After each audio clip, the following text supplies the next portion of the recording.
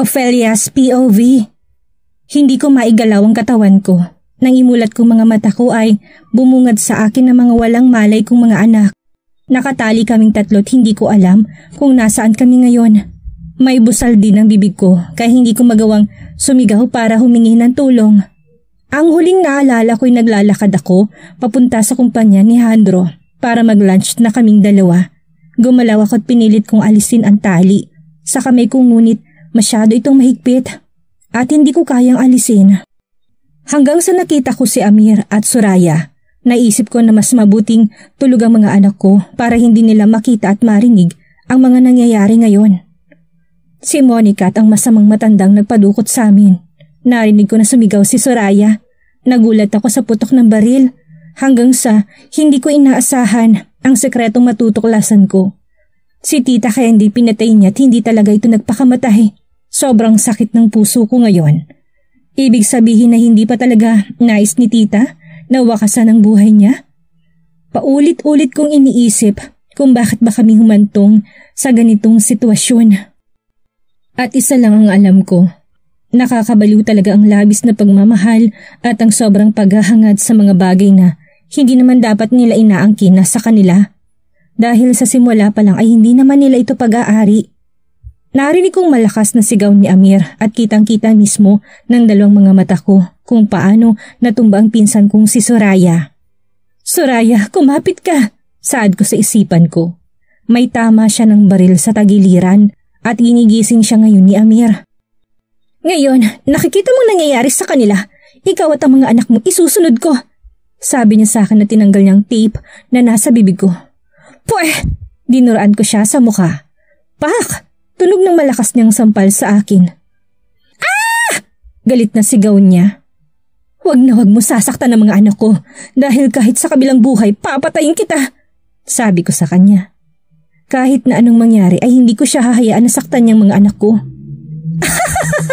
Dapat na ba ako matakot sa iyo, Aries? Tumatawang sabi niya sa akin. Patayin mo man ako, hindi ka pa rin magiging masaya. Akong papatay sa iyo. Ako lang. Tumatawang sabi niya ulit sa akin. Para siyang nasisiraan ng bayit. Wala kang kasing sama. Baliw ka na! Sigaw ko sa kanya. Oo, baliw na ako. At silang gumawa sa akin ito. Ginawa nila akong masama. Nagmahal lang naman ako pero bakit hindi nila ako kayang mahalin? Ano bang meron sa inyo't kayong pinipili nila? Sigaw niya sa akin. Dahil hindi mo deserve na mahalin. Hindi mo deserve na maging isang ina at higit sa lahat, hindi mo deserve na mabuhay sa mundong ito. Ang sama mo. Wala kang kasing sama. Hindi ka na tao. Kulang pang buhay mo na pambayad sa mga ginawa mo masama sa mga ginawa mo sa amin. Ikaw ang dapat na mamatay. Sigaw ko sa kanya. Manahimik ka! Ang ingay mo! Napapikit ako dahil sinampal niya ako. Mom, pwede na ba akong gumanti sa kanya? Nakangising tanong ni Monica. Of course, Iha. Gawin mo lahat ng gusto mo. Akmang sasaktan ako ni Monica nang biglang sumigaw si Amir, kaya sa kanya na ang atensyon ng mga ito. Parang awa niyo na. Hayaan niyong dalhin sa ospital si Soraya. Buntis siya, please. Nagmamakaawa ako sa inyo. Umiyak na sabi ni Amir. Hindi ako makapaniwala sa narinig ko. At bakit ko gagawin yan? Hayaan mo siyang mamatay na para sumunod na siya sa nanay niya. Sabi ng kontrabidang matanda. Ikaw ang dapat na mamatay. Sigaw ko sa kanya. Ang ingay mo!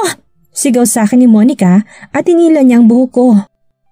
Wala akong pakialam sa sakit na ginagawa niya sa akin. Pilit kong pinipigilan ang sarili kong umiyak palalo. Natatakot ako sa posibleng mangyari kay Soraya, lalo na't buntis siya. Awang-awa ako sa kanya. Parang hindi ko kayang makita na nasa ganito siyang kalagayan.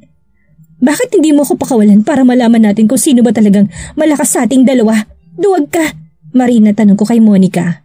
Pakawalan niyo siya! Tingnan natin kung hanggang saan ang yabang niya. Utos niya sa mga lalaki na nandito. Well, see, pero kapag manalo kay papalayain sa Soraya. Kailangan ko makapag-deal kahit alam ko na malaki ang posibilidad na hindi nila gagawin ang nais ko. Sige! Mabilis sa sadang matanda. Inalis nilang tali ko. May dalawang lalaki at silang dalawa ang nasa harapan ko. Si Amir ay pilit na inaalis ang tali sa kamay niya. At wala siyang tigil sa pagmamakaawa sa mga ito. Alam ko na pagod na siya dahil na rin sa dami ng mga pasa niya. Nakapikit na kasi ang isa niyang mata. Pakiwari ko'y kanina pa siya sinasaktan ng mga ito. Nakita ko na walang tigil ang pagdurugo ni Soraya. Kumapit ka lang, Soraya. Mabilis lang ito. Ililigtas kita. Saad ko sa isipan ko. Hindi si Monica ang target ko kung hindi ang matanda. Umakto ako natatakot para makalapit ako sa kanya. Hinayaan ko si Monica ang matuwa sa akin. Hinayaan ko siyang saktan ako. Ininda ko ang lahat. Yan lang bang kaya mo?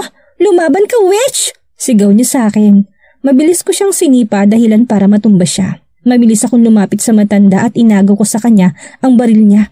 Si Monica naman ay namimilipit sa sakit. Pakawalan mo mga anak ko. Utos ko sa matanda habang nakatutok sa kanyang baril. Ayoko! Sagot niya sa akin. Pakawalan mo na sila. Utos ko ulit sa kanya. Ang tapang mo. Pero ayoko. Sagot niya sa akin na para bang natutuwa pa siya. Kaya mas nilapit ko pang baril sa kanya. Hindi mo kaya. Nakangising sabi niya sa akin.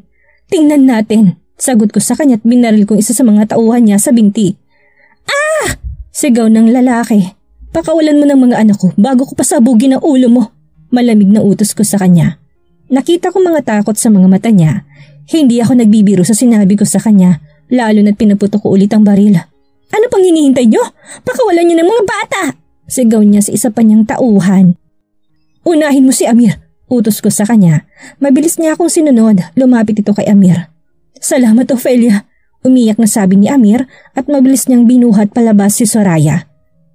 Alam mo ba na kulang pang buhay mo sa lahat ng naging kasalanan mo sa pamilya namin? Galit na sigaw ko sa kanya. Sa tingin mo ba talagang makakaalis kayo dito? Natatawang tanong niya sa akin at may pinindot siyang maliit na device. Shit, may bomba. Mga anak, gumising kayo. Niyugyug ko silang dalawa. Masyadong malakas ang pampatulog na binigay nila sa mga anak ko.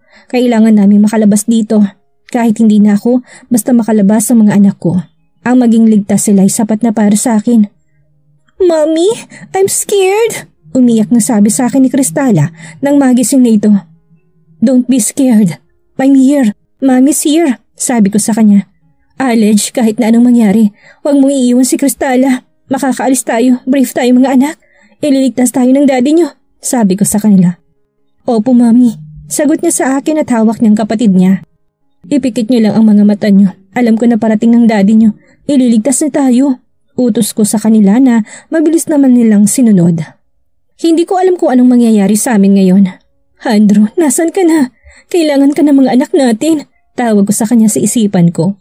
Ang buong akala ko yung dalawang lalaki lang ang nandito pero marami pala sila at akay-akay na nila ngayon si Amir pabalik dito sa loob. Soraya! Naiyak na tawag ko sa kanya. Mabilis ko siyang dinaluhan at niyakap. Mga demonyo kayo! Sigaw ko sa kanila. Sa tingin mo ba talaga makakaalis kayo dito? Hindi ko kayo hahayaan! Natatawa pang sabi niya sa akin. Lalaban ako kahit na marami pa sila ay kailangan kong lumaban. Sinugod nila ako't lumaban ako ng mag-isa. Nasugatan ako ng patalim na hawak ng isang lalaki pero hindi ko to ininda. Patuloy ako sa pagsipat pagsuntok sa mga ito. Pagod na ako, lalo na't malalaki na lalaki sila. Hanggang sa may narinig kaming putok ng baril. Sumuko na kayo! Narinig ko na sigaw ni Asher.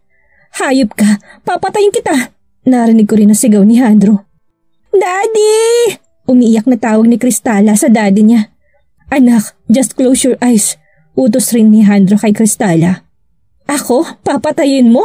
Mauuna mo ng mga anak mo! Tinutok ko sa kanyang baril. Handa ako magiging mamamatay tao para sa mga anak ko. Babarilin mo ko? Sige, iputok mo na! Utos niya sa akin. Nakatingin lang ako sa kanya. Hindi ko pa man nagagalaw ang gatilyo ng baril ay natumba na to.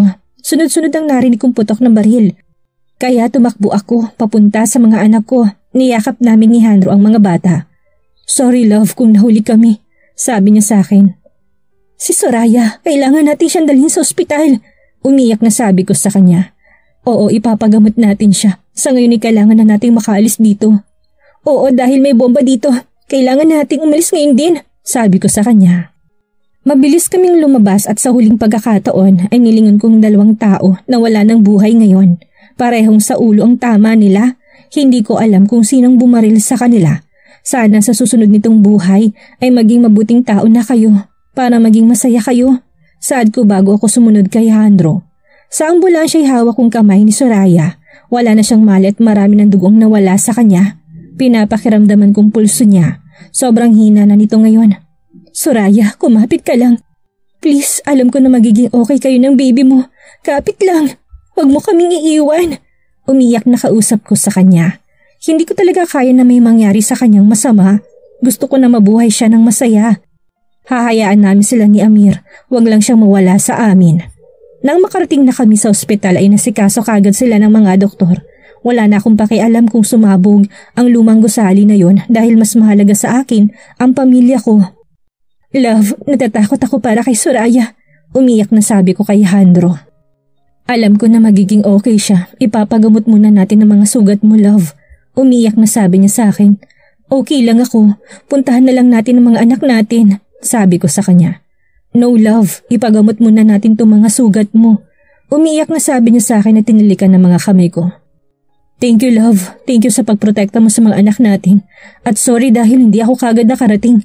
Hindi ko mapapatawad ang sarili ko kung sakaling may nangyari sa inyong masama. Sabi pa niya sa akin. Hinaplos kong pisngi niya. Gagawin kong lahat para sa mga anak natin kahit na buhay ko pang magiging kapalit. Huwag mong isipin na nahuli ka dahil you're just in time. Alam mo, hindi ako makapaniwala sa mga nalaman ko.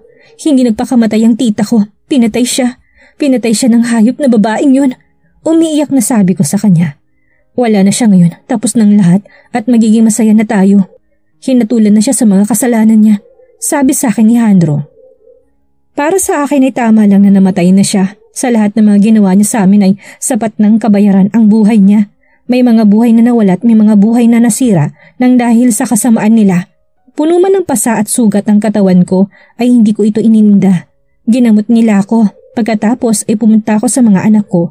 Alam kong mahihirapan sila pagkatapos nito dahil naranasan ko rin ito noong bata pa ako. Pero nandito kami ni Handro para alagaan sila at tulungan silang makalimutan ang nakita nila kanina. Dumating din ang parents ko at ang mga kapatid ko. Umiiyak ako niyakap ng mommy ko. Salamat sa Diyos dahil ligtas ka. Ligtas kayo. Ang tapang mo anak, sobrang tapang mo. Alam ko na masakit ito. Umiiyak na sabi sa akin ni mommy. Hindi ako nagsalita at niyakap ko lang siya. Aaminin ko na nakaramdam din ako ng takot kanina dahil hindi pa ako handa na iwan ang mga anak ko. Dahil nais ko pa silang makasama. Kaya nilakasan kong loob ko at nagpapasalamat ako dahil may magandang naidulot ang pagpuporsige ko noon sa martial arts. Kaya sulit ang lahat ng mga hirap at pagod ko noon. Naalarma kami dahil nagkakagulo na sa ER. Nasa may pintuan si Amir at nagmamakaawa siya na papasukin siya sa loob. Lumapit sa kanya si Handro para tulungan siyang tumayo pero ayaw niya. Nanatili siyang nakaupo sa sahig. Kuya, si Soraya. Umiyak na sabi ni Amir. Kuya, ang baby namin. Patawarin mo ko pero hindi ko kaya may mangyari sa anak namin. Kuya, sorry. Patawarin mo ko sa mga kasalanan ko sa'yo. Pero mahal ko siya. Mahal ko si Soraya. Alam kong nagulat ang pamilya ko pero ano bang magagawa namin? Tumalikod ako dahil kahit ako'y naawa na kay Amir. Nagsimula akong naglakad pa alis sa ER hanggang sa nakarating ako sa chapel. Hindi ako nagdalawang isip na pumasok. Kailangan ko ng kausap ngayon. Kailangan ko ng tulong niya. Panginoon, maraming salamat dahil walang nangyari sa mga anak ko. Nagmamakaawa po ako sa inyo. Iligtas niyo po si Soraya. Isa siyang mabuting tao, mapagmahal siya at sana hayaan niyo siyang maging masaya. Tita Candy, huwag mo munang kunin si Soraya sa amin. Gusto pa namin siyang makasama, kaya sana hayaan mo muna na maging masayang anak mo. Hayaan mo muna siya dito sa amin. Umiiyak na bulalas ko. After 3 months, Ophelia's POV. Nakangiti ako habang nakatingin sa bulaklak na nakapatong sa itaas ng table ko. Araw-araw na lang ay may pabulaklak ako natatanggap mula sa Handro ko. Ang dahilan niya ay araw-araw siyang nanliligaw sa akin. Ngayon talaga lumalabas ang sweet side niya. 3 buwan na rin ang nakalipas simula nung nangyari sa amin ang isa sa pinakapangit at pinakamagandang pangyayari sa buhay namin. Pangit dahil natakot kamit maganda dahil sa wakas ay wala nang mananakit sa pamilya ko. Nabubuhay na kami ngayon ng masaya at malaya. Wala nang takot na baka may magtangka sa buhay namin. Kasabay ng pagkatupok ng lumang gusali ang pagkawala ng mga problema namin. May problema pero hindi na malaki. Hello love, please lang tama ng paglulustay mo ng pera. Araw-araw na lang may pabulaklak ka. Alam ko na may discount ka kay mommy pero hindi naman ibig sabihin palagi ka na lang bibili. Punong-puno na ng bulaklak ang klinik ko. Saan ko na itong inilalagay? Umagang-umagay sinesermonan ko siya dahil sa mga ginagawa niya. Good morning, love. Hayaan mo lang ako. Kahit pa maubos ang pera ko, ibibigyan pa rin kita. Sigurado ko na lalo kang gumaganda ngayon. Pabirong sabi niya na nagpainit sa buo kong mukha. Alam ko kasing tinutukoy niya. Ginagamit na niya palagi sa akin ang kahinaan ko. Tigilan mo ko, Sandoval. Magagalit na talaga ako sa'yo kapag patuloy mo akong bibigyan ng bulaklak. Ibigay mo na lang ang pambili mo sa akin. Iipunin ko na lang para sa mga bata. Ilang books at mga gamit sa school ang mabibili natin kapag inipon kong mga nagastos mo dito sa mga bulaklak. Sabi ko sa kanya. Okay, love. Nakangiting sabi niya sa akin. I miss you. Malambing na sabi ko sa kanya. Me too, love. Gusto na kitang makita. I want to kiss you right now. Can you please open your cam? Sabi niya sa akin. Ayoko, haggard ako ngayon. Hindi ako maganda, sabi ko sa kanya. Kahit pa magulong buhok mo, maganda ka. Gusto na talaga kitang makita. Sabi niya sa akin. See you in 2 weeks, malungkot na sabi ko sa kanya. See you, love. I love you so much. Sabi niya sa akin. I love you more, love. Sabi ko sa kanya bago nawala ang tawag. 2 weeks na siyang nasa Canada at may 2 weeks pang natitira bago siya umuwi dito sa Pilipinas. Sinamahan niya kasi si Mama Rosana doon at sa loob ng 2 linggo ay sobrang namimiss ko na siya. Nasanay na kasi ako nakasama ko siya, kaya tuwing wala siya sa tabi ko hinahanap-hanap ko siya palagi. Marami nang nagbago't masaya ako sa lahat ng pagbabago na nangyayari sa buhay namin. Masaya ako dahil nakakatulong na ako sa iba. Open ang klinik ko every Monday to Friday. At tuwing Saturday ay nagko-community service ako at ang araw ng linggo ay family day namin. Doc, may bisita po kayo, sabi sa akin ng staff ko. Sino? Good morning! Masayang bati sa akin ni Tita Patty. Tita, sinalubong ko siya ng isang mahigpit na yakap. May pinuntahan lang kami kaya napadaan kami dito. Ang ganda ng klinik mo. Sorry kung ngayon lang ako nakapunta, sabi niya sa akin.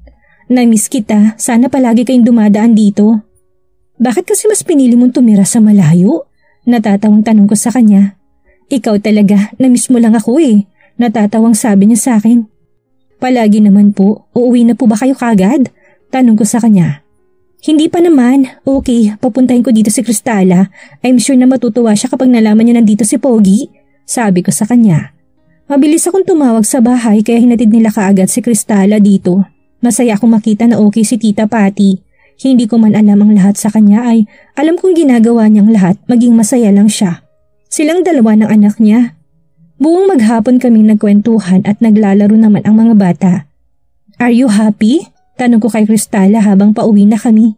Super po! But I miss Daddy so much! Masaya pero bigla na lang itong nalungkot dahil naalala naman niyang daddy niya. Daddy's girl kasi kaya talagang hindi mapaghihiwalay. 2 weeks na lang po uuwi na siya, sabi ko sa anak ko. Pero sobrang tagal pa po, Mommy. Sumama ka na lang sa akin bukas. I'm sure na mag-i-enjoy ka doon. Really, Mom? Payag ka na po sumama ako sa'yo? Opo, kasi alam kong busy kuya mo sa practice niya sa school, kaya wala kang kasama sa house. Thank you, Mommy. I love you. Malambing na sabi niya sa akin. I love you rin po, baby ko. Nakangiting sabi ko sa kanya. Dati pa niya akong kinukulit pero hindi ko siya pinapayagan. Minsan kasi malayot mainit doon kaya hindi ko siya sinasama.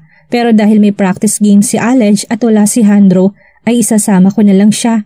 Nang makarating na kami sa bahay ay nagluto ako ng dinner namin. Hindi ako nakakapagluto sa kanila tuwing umaga kaya binabawi ko na lang tuwing gabi. Sabay-sabay kaming kumain. Si Alej ang nagpresenta na maghugas ng mga pinagkainan namin. Hinayaan ko lang siya dahil alam ko na gusto niyang matuto. Ma'am, may lakad po kami bukas ng mga kaibigan ko after practice. Can I? Of course, anak. Mag-enjoy ka. Nakangiting sabi ko sa kanya. Thank you, Ma'am. I love you. Malambing na sabi niya sa akin. I love you too, sabi ko sa kanya. Gusto kong sumama siya at mag-enjoy. Malaki ang tiwala ko sa anak ko at alam ko mapagkakatiwalaan naman ang mga kaibigan niya. Gusto ko na maging masayang bawat childhood ng mga anak ko kaya sinusuportahan at pinapayagan ko sila. Pagkatapos ni Alej na maghugas ng mga plato ay umakyat na siya sa silid niya. Ako naman ay inayos na munang mga kakailanganin namin ni Cristala bukas. Ayoko na may makalimutan, lalo na't maaga pa kaming aalis. Ayoko kasi na hindi magiging komportable ang anak ko doon. Hindi naman malayong pupuntahan namin kaya sigurado ako na maaga pa kaming makakabalik at may gusto din akong daanan. Are you sure na isasama mo siya, love? Tanong sa akin ni Jandro. Nag-uusap kami habang nag-aayos ako ng mga gamit namin. Opo, kawawa naman siya kapag mag-isa lang siya dito. Hindi ko naman siya pwedeng dalhin sa mga kapatid ko dahil alam kong busy sila. Don't worry dahil magiging okay din siya doon. Kasama niya kaya ako? Sabi ko kay Jandro. Naririnig ko na tumatawa siya kaya napapangiti na lang ako. Okay naman love, pagod ako sa kakaisip kung kailan ba ako makakauwi. Natatawa ako sa sinabi niya. Alam ko na sobrang naiinip na siya pero hindi naman niya pwedeng iwan si mama dahil nangako siya na hanggang sa matapos ang treatment ni mama ay sasamahan niya to.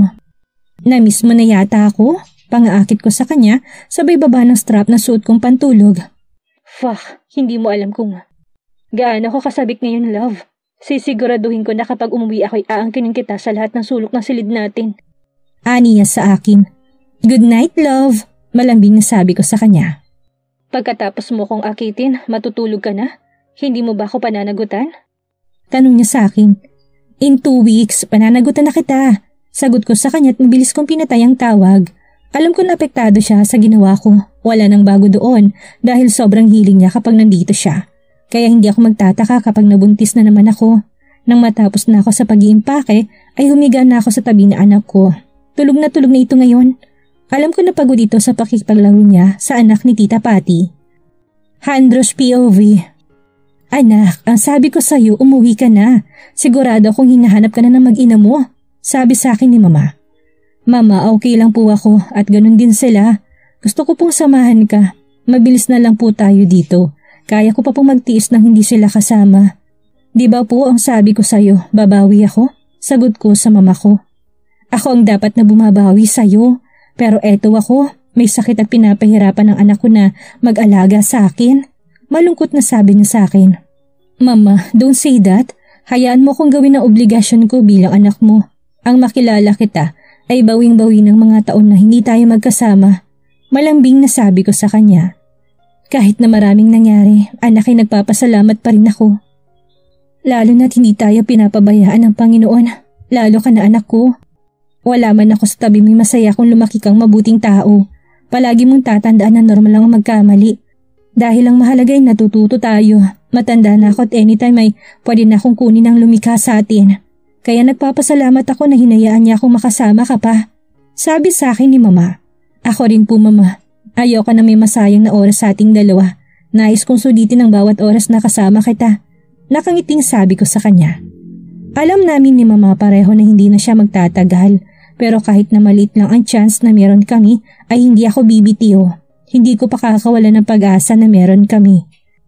Ngayon ko mas pinapahalagahan ang bawat oras. Nang makatulog na siya ay pumunta na ako sa silid ko para tumawag sa mag-ina ko. Napapangiti na lang ako dahil araw-araw ako nagpapadala ng bulaklak sa klinik ni Ophelia pero araw-araw rin siya nagrereklamo. Kaya kahit na hindi ko siya nakikita ay alam ko na lalo siyang gumaganda dahil naiinis siya sa akin. Noong kinidnap sila ay akala ko'y mawawala na sila sa akin. Pero kay buti ng Panginoon dahil hindi niya hinayaan na masaktan ng mga anak ko. Galit ako sa sarili ko noong nakita ko mga pasa at sugat ni Ophelia. Hindi ko matanggap na sinaktan nilang babaeng mahal ko. Noong mga panahon na yun ay nagluksa ako dahil sa loob ng maraming taon ay siyang naging ina ko. Kahit na marami akong pinagdaanan sa kanya at kahit na hindi niya ako tinuring na anak, ay minsan sa buhay ko'y naging ina ko siya. Malupit siya kaya naging malupit din sa kanya ang tadhana. Sumabog ang katawan nila ni Monica sa lumang gusali. Sarili niyang katawan ang pinasabog ng sarili niyang bomba. At hiling ko na maging tahimik na ang kaluluwa nila. Hindi naging madali para sa amin ni Ophelia ang mga sumunod na araw noon. Dahil ramdam namin ang takot ng mga anak namin. Mabuti na lang at naagapan namin kaya ngayon ay maayos na sila. Sa punto ng buhay ko ngayon ay wala na akong hinihiling pa. Natupad ng mga dating hinihiling ko sa may kapal. Kaya araw-araw kong pinaparamdam kay Ophelia ang pagmamahal ko sa kanya. Ngayon ang community service ng Ophelia at Cristala. Alam ko na marami na namang baon na kwentong anak ko pag uwi niya. Matutulog na sana ako pero tumatawag si Ophelia kaya mabilis ko tong sinagot. Hi Daddy! Nakangiting bungad sa akin ni Cristala. Hi baby, how are you there? Tanong ko sa kanya. I'm okay dad, pero hindi lang okay sa akin na may umaaligid na poging doktor kay mommy. Sabi niya sa akin. What? Pogi? Mas pogi pa sa akin? Sunod-sunod na tanong ko sa kanya. Mas pogi ka po, Daddy, pero pogi rin po siya at the same age po ni Mommy. Nalaman ko na dati po siyang sweeter ni Mommy. Sabi pa ng anak ko na nagbigay sa akin ng inis. Shit, nagsaselos ako ngayon. Daddy, are you jealous po ba? Tanong niya sa akin. No baby, alam ko naman na ako lang ang love ng Mommy mo. Pagsisinungaling ko sa anak ko. Kung hindi po kayo nagsaselos, bakit po namumula kayo? Para po kayong volcano doon sa games na nilalaro ko. Humahagikik na sabi niya sa akin. Where is your mom? Tanong ko sa kanya. Over there po. Sagot niya sa akin sabay lipat sa cam. Shit. Daddy, no bad words po. Saway sa akin na ano ko. Sorry baby. Parang sasabog ako sa sobrang selos ko. Talagang magkatabi sila at ang ganda pa ng ngiti nila sa isa't isa. Humanda ka talaga sa akin, Ophelia. Yan ang huling community service mo. Bubuntisin talaga kita kapag umuwi na ako. Saad ko sa sarili ko. Baby, can you call your mom? Of course, Daddy. Masaya na sagot niya sa akin at patakbong pumunta sa mommy niya. Mommy, gusto ka po makausap ni Daddy? Bakit daw po, baby? Pwede bang sabihin mo na lang later? May trabaho pa kasi si Mommy. Narinig ko na sabi niya sa anak namin. Did you hear that, Daddy? Tanong niya sa akin. Of course, baby, but please tell your mom that I'm coming home right now. Sabi ko kay Cristala bago ko binaba ang tawag. Mukhang kailangan kong umuwi kagad nang wala sa oras. Yay! Uuwi na si Daddy! Saad ni Cristala. Alam na alam niya talaga kung paano niya pauuwiin ang daddy niya. She miss her dad so much kaya gusto na niya itong umuwi. She already asked a permission to her lola kung pwede na bang umuwi ang daddy niya. Pumayag ang lola niya kaya naman gumawa siya ng plano kung paano niya mapapauwi ang daddy niya. Alam ng lahat na seloso si Jandro kaya itong ginamit ng kanyang matalinong anak. Perfect timing dahil kasama niyang gay friend ng mommy niya. Kaganyan tinawagan ng Kuya Alej niya para sabihin ang magandang balita. Ang kulit mo baby, pero good job. Natatawang saad ni Alej. Ngayong wala na mga kontrabida sa buhay ni Ophelia at Jandro, mahanap na kaya nila ang katahimikan at masayang buhay kasama ang mahal nila sa buhay? Sundan ang nalalapit na pagtatapos ng ating kwento.